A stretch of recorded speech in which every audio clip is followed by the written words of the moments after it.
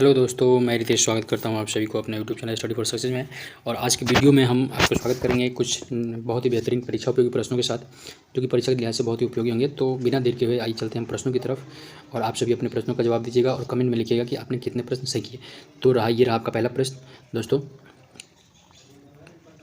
पहला प्रश्न ये है कि चंपारण सत्याग्रह निम्नलिखित में से किस वर्ष में शुरू किया गया था।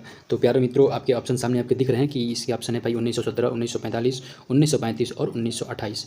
मैं आपको बता दूं कि जब महात्मा गांधी भारत आए थे 1915 में, जब हम लोग मना रहे होते हैं कौन सा प्रवासी भारतीय दिवस, तो वहाँ उस समय आने के बाद जो पहला उन्होंने आंदोलन किया था वो बिहार की धरती से किया था। बिहार में चंपारण पे नील के किसानों पर हो रहे अत्याचारों को खत्म करने के लिए उनके द्वारा 1917 में, प्यारे मित्रों डेट आपका क्या रहेगा, 1917 में जो है कि चंपारण में आंदोलन किया था। तो इस हिसाब तरीके से इस प्रश्न का सही उत्तर जो होगा वो आपका हो जाएगा कि 1917 होगा। ठीक है, अब बढ़ते हैं हम अगले प्रश्न की तरफ।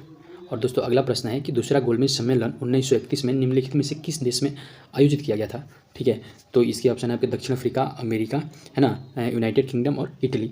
तो आपको इसके बताना है कि ये किसके साथ हुआ था। तो ये आप बता देखिए कि जो है कि जो यूनाइटेड किंगडम के प्रधानमंत्री थे उस समय, जिसका नाम था रामसे मैकडोनाल्ड, है ना, मैकडोनाल्ड थे। तो उनके साथ ये बैठक हुई थी, और इसमें जो है कि द्वितीय गोलमेज सम्मेलन में महात्मा गांधी जी जो है ये पहली बार भाग लिए थे। और उनके साथ जो भाग लेने वाले थे वो थे भारत से आपके तेज बहादुर सप्रू और आपके थे डॉक्टर BR अम्बेडकर। और ये आपका हुआ था यूनाइटेड किंगडम में आयोजित किया गया था। तो इस प्रश्न का भी सही आंसर आपका क्या होगा, यूनाइटेड किंगडम यानी कि अमेरिका होगा। ठीक है, सॉरी, यूनाइटेड किंगडम होगा। तो अब बढ़ते हैं हम अगले प्रश्न की तरफ। और मित्रों अगला प्रश्न है कि दिसंबर 1916 का लखनऊ समझौता भारतीय राष्ट्रीय कांग्रेस और किसके बीच में, यानी कौन सी पार्टी के बीच में हुआ था। आपके ऑप्शन है स्वतंत्र पार्टी, साम्यवादी पार्टी, हिंदू सभा और मुस्लिम लीग। तो इसका जो होगा ये आपका जो हो जाएगा कि 1917 का जो लखनऊ समझौता हुआ था, लखनऊ समझौता में ऐसा हुआ था कि नरम दल और गरम दल जो थे वो आपस में मिल गए थे। तो ये हुआ था आपके उसके कांग्रेस और जो है कि मुस्लिम लीग के बीच में ये समझौता हुआ था। ठीक है प्यारे मित्रों, मैं ये भी बता दूँ कि ये पहली बार था जब कांग्रेस और मुस्लिम लीग दोनों नेताओं ने एक संयुक्त मुलाकात की थी। ठीक है, और ये इसका जो तिथि था वो था आपका 29 दिसंबर 1916। ठीक है, तो बढ़ते अगले प्रश्न की तरफ। इसका मुस्लिम लीग आंसर होगा। आपका अगला प्रश्न है कि मौलवी अहमदुल्ला शाह ने हेनरी लॉरेंस के अधीन सेना को पराजित कर निम्नलिखित में कौन सी लड़ाई जीती थी। तो ये जो जीती थी वो लड़ाई थी आपकी चिन्हाट की लड़ाई। कौन सी लड़ाई थी दोस्तों, ये आपकी लड़ाई थी चिन्हाट की लड़ाई। ठीक है, ये चिन्हाट की लड़ाई क्या थी भाई, तो इसका था कि बरकत अहमद ने अपने कमांडर अहमदुल्ला शाह के साथ 5000 सैनिकों के सबसे शक्तिशाली विद्रोही सेनाओं में से एक के नेतृत्व किया था, और उन्होंने लखनऊ के बाहर चिनाट में हेनरी लॉरेंस के खिलाफ लड़ाई लड़ी थी। ठीक है, और उसके बीच टकराव को चिनाट की लड़ाई के नाम से जाना जाता है। तो अहमदुल्ला शाह ने हेनरी लॉरेंस के अधीन कौन सी सेना को पराजित किया था, तो चिनाट की लड़ाई में पराजित किया था। बढ़ते हैं आगे। और अगला प्रश्न है कि 1947 में जब भारत को आज़ादी मिली तब भारतीय राष्ट्रीय कांग्रेस के अध्यक्ष कौन थे। ऑप्शन है आपके सरदार वल्लभ भाई पटेल, JB कृपलानी, जवाहरलाल नेहरू और अब्दुल कलाम आज़ाद। पटेल साहब को आप जानते हैं जिन्हें लौह पुरुष कहा जाता है भारत को, और ये भारत के प्रथम गृह मंत्री भी थे। JB कृपलानी जो थे ये एक कार्यकर्ता थे राष्ट्रीय कांग्रेस के। ठीक है, जवाहरलाल नेहरू को आप बहुत भली बात जानते हैं, चाचा नेहरू के नाम से जाना जाता है, और ये जो थे कि भारत के प्रथम प्रधानमंत्री थे। और अब्दुल कलाम आज़ाद जो थे ये शिक्षा मंत्री थे भारत के। तो इस प्रश्न का जो सही आंसर है वो होगा आपका JB कृपलानी। ठीक है, बढ़ते हैं आगे। और अगला प्रश्न आपका ये है कि 1793 में जब अस्थायी बंदोबस्त लागू किया गया था तब बंगाल का गवर्नर जनरल कौन था। ऑप्शन है आपके Warren Hasting, Lord Cornwallis, sir John Macpherson और सर जॉन शोर। ये एक प्रश्न जो है कि मैं आप लोगों के लिए छोड़ रहा हूँ, इसका कमेंट आंसर जो है आप कमेंट बॉक्स में दीजिएगा। बढ़ते हैं हम अगले प्रश्न पर, इसका आंसर आप कमेंट बॉक्स में दीजिएगा।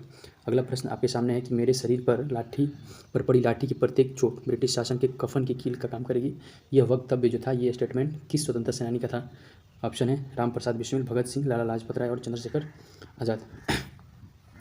तो ये बात लगभग आप सभी को पता ही होगा कि लाला लाजपत राय को लाठियों के द्वारा चोट से प्रहार किया गया था, और जिसकी वजह से उनकी मृत्यु भी हो गई थी। तो इस प्रश्न का जो सही आंसर है वो है आपका लाला लाजपत राय। ठीक है, लाला लाजपत राय की कुछ महत्वपूर्ण किताबें जो है वो आप याद रख सकते हैं, जिसका नाम है the story of my deportation. ठीक है, आर्य समाज, है ना, the United state of America. ठीक है, और इंग्लैंड के लिए भारत का ऋण। तो ये कई सारी किताबें लाला लाजपत राय द्वारा लिखी गई थी। तो आप बढ़ते हैं आगे, है ना। अगला प्रश्न है कि बंगाल में भक्ति आंदोलन का प्रोत्साहक किसे माना जाता है।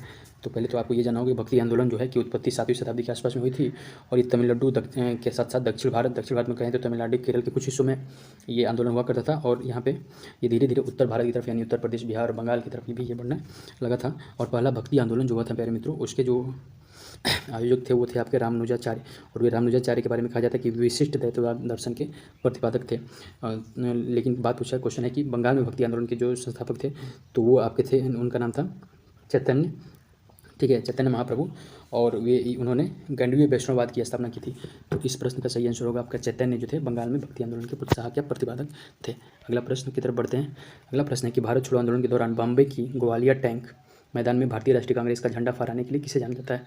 तो भारतीय राष्ट्रीय कांग्रेस का झंडा फहराने के लिए जो थे वो एक कार्यकर्ता थी, आपकी कार्यकर्ता भी कह सकते हैं, राजनीतिक कार्यकर्ता थी, और उन्होंने बहुत बढ़ चढ़ कर राजनीतिक हिस्से में भाग लिया था, और उनका नाम था आपका अरुणा आसिफ अली, है ना।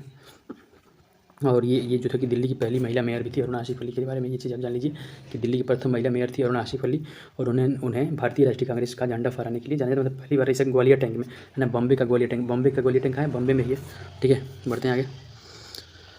अगला प्रश्न है कि खाली स्थान को 1915 में दक्षिण अफ्रीका में एम्बुलेंस सेवा, है ना, अंडरलाइन में कर रहा हूँ, एम्बुलेंस सेवाओं में उनके योगदान के लिए पेनहर्स्ट लॉर्ड हार्डिंग द्वारा केसर हिंद से सम्मानित किया गया था। तो किसको सम्मानित किया गया था? तो ये सब जानता है, केसर हिंद से महात्मा गांधी को सम्मानित किया गया था। बढ़ते हैं अगला प्रश्न की तरफ, और ये अंतिम प्रश्न था। तो वीडियो को लास्ट तक देखने के लिए आपको बहुत बहुत थैंक यू। अगर आपको वीडियो पसंद आई हो तो चैनल को लाइक, शेयर और सब्सक्राइब कर दीजिएगा। Thank you so much.